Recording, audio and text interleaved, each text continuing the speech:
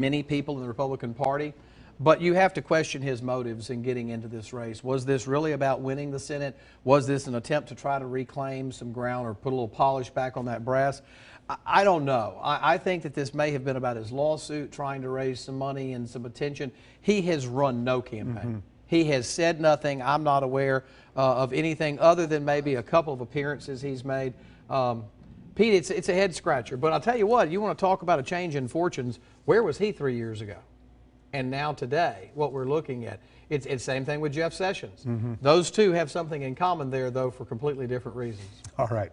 Let's check in with our KATARINA LUKETICH. She is covering the Byrne campaign tonight, and they're having their big watch party down at Winsel's. Hi, Kat.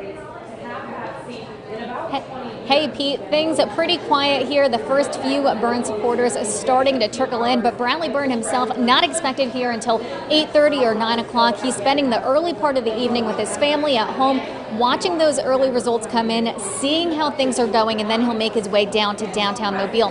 Now today we caught up with him as he was voting at the Daphne Civic Center, and he's really described his campaign as more of a grassroots movement, mostly because he's been fighting name recognition. He says this is one of the toughest races he's been in, with Jeff Sessions and Tommy Tuberville, both with great name recognition throughout the state. So he spent a lot of his campaign in the north part of the state, just knocking on doors, canvassing neighborhoods, making phone calls, sending text messages with his volunteers, trying to get his name and his position out there.